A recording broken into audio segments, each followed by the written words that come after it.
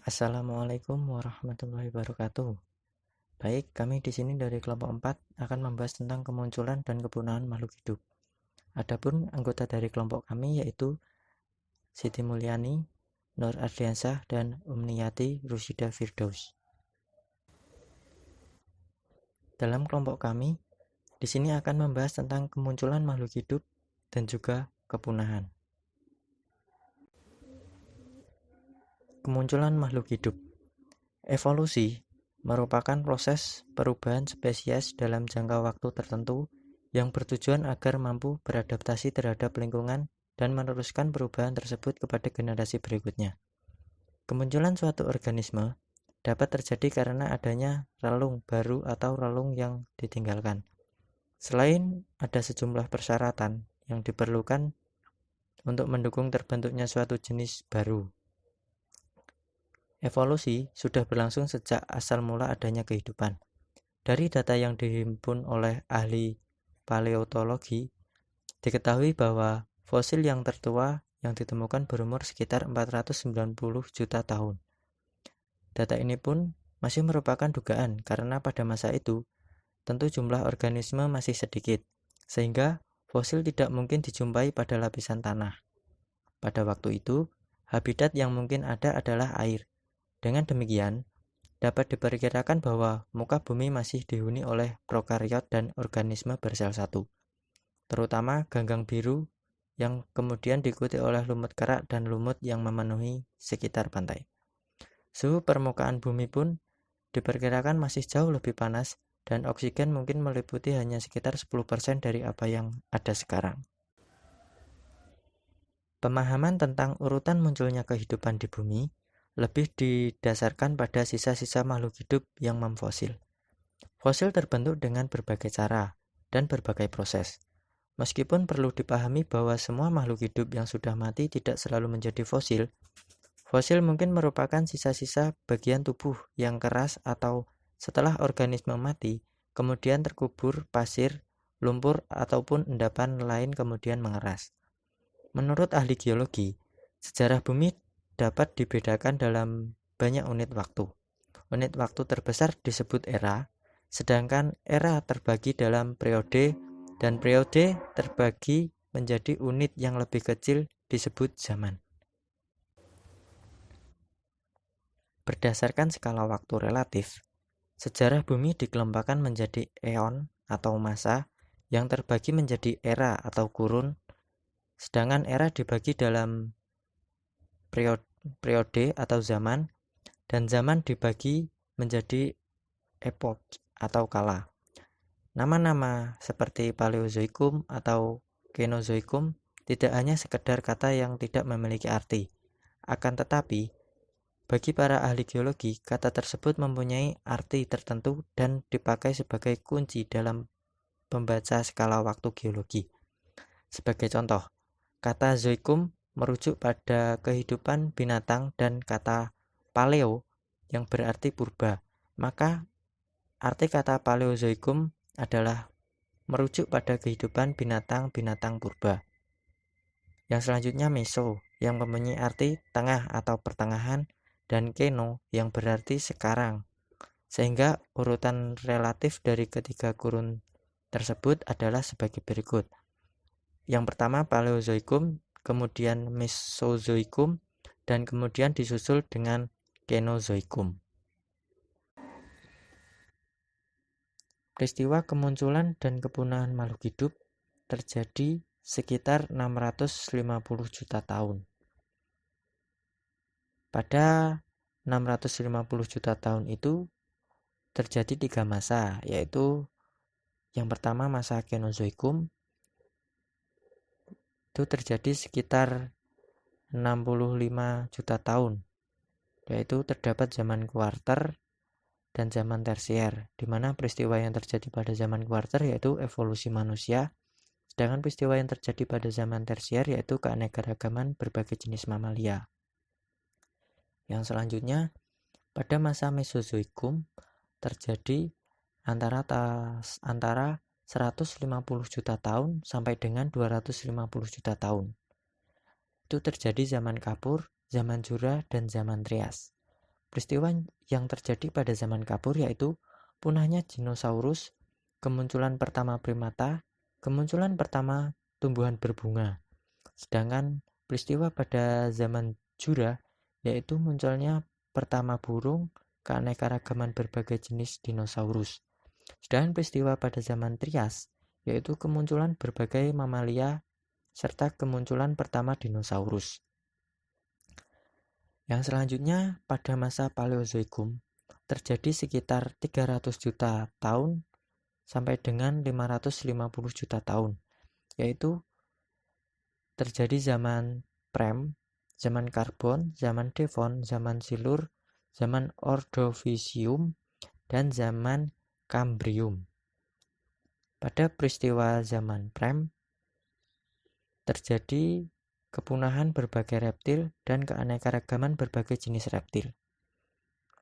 Peristiwa yang terjadi pada zaman Karbon yaitu kemunculan pertama reptil Scaletres dan Setfren. Peristiwa pada zaman Devon yaitu kemunculan binatang amfibi dan keanekaragaman berbagai jenis ikan hiu.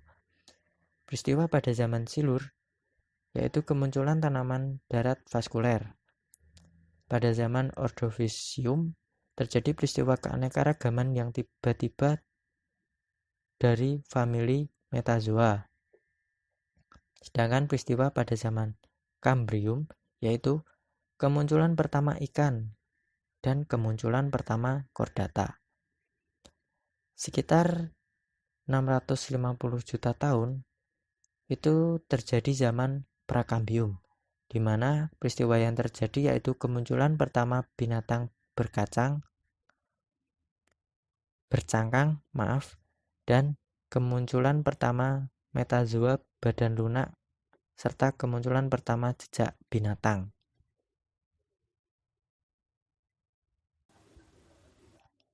Para ahli kebumian yang khusus mempelajari tentang fosil dikenal sebagai paleontolog, yaitu seseorang yang mempelajari bentuk-bentuk kehidupan purba. Fosil dipakai sebagai dasar dari skala waktu geologi. Nama-nama dari semua eon atau kurun dan era atau masa diakhiri dengan kata zoikum. Hal ini karena masa protozoikum kemungkinan mengandung fosil dan organisme yang sederhana, seperti bakteria dan algae. Batuan yang terbentuk selama masa Phanerozoikum kemungkinan mengandung fosil-fosil dari binatang atau kompleks dan tanaman seperti dinosaurus dan mamalia. Pada gambar peristiwa kemunculan dan kepunahan makhluk hidup yang tertera di atas, diperlihatkan kemunculan dan kepunahan dari berbagai jenis binatang dan tumbuhan sepanjang 650 juta tahun yang lalu dalam skala waktu geologi. Untuk kepunahan makhluk hidup, kepunahan dapat diartikan sebagai peristiwa hilangnya keberadaan atau musnahnya suatu spesies yang ditandai dengan matinya individu terakhir dari spesies tersebut tanpa membentuk generasi baru. Kepunahan terjadi ketika suatu spesies tidak mampu berkembang biak lagi karena sudah tua atau karena hanya ada satu jenis kelamin dalam spesies tersebut. Terdapat beberapa alasan mengapa terjadi kepunahan pada suatu spesies. Di antaranya yaitu ada faktor lingkungan dan faktor manusia. Faktor lingkungan. Nah, dalam faktor lingkungan ini terdapat beberapa poin. Yang pertama ada seleksi alam. Seleksi alam merupakan proses yang terus berlangsung karena lingkungan terus berubah. Proses seleksi alam merupakan konsep yang dapat menjelaskan terjadinya proses kepunahan makhluk hidup. Kepunahan dapat terjadi bila proses adaptasi tidak sejalan dengan perubahan lingkungan. Artinya, makhluk hidup akan punah apabila tidak dapat beradaptasi dengan perubahan lingkungan. Untuk poin yang kedua yaitu spesies eksotik dan invasif. Tumbuhan dan hewan yang tidak asli mendiami suatu ekosistem dapat menyebabkan permasalahan terhadap spesies asli dan habitatnya. Spesies eksotik seringkali berkompetisi dengan spesies asli untuk mencukupi kebutuhan hidupnya akan pakan, tempat, dan air pada suatu habitat. Jika spesies asli kalah dalam persaingan ini, mereka harus pindah ke habitat lain yang belum tentu sesuai atau harus menghadapi kepunahan lokal jika tetap berada dalam habitatnya. Spesies eksotik juga sering memangsa spesies asli atau dapat menyebabkan kerusakan habitat. Sebagai contoh, adanya Arpaima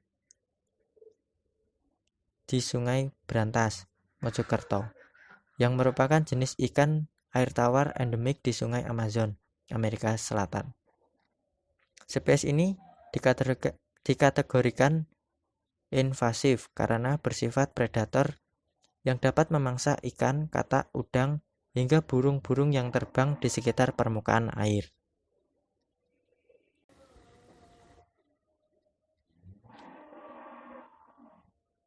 Untuk poin yang selanjutnya yaitu tingkatan trofik. Makhluk hidup memiliki tingkatan yang berbeda pada jaring-jaring makanan di suatu ekosistem. Tingkatan tropik paling bawah adalah produsen. Tingkatan kedua adalah herbivora dan tingkat selanjutnya adalah karnivora. Tingkatan paling bawah mempunyai populasi lebih besar dibandingkan tingkatan di atasnya. Berdasarkan ukuran populasi sensitivitas, tingkat tropik paling atas relatif lebih sensitif terhadap kepunahan. Untuk poin yang selanjutnya yaitu peristiwa alam.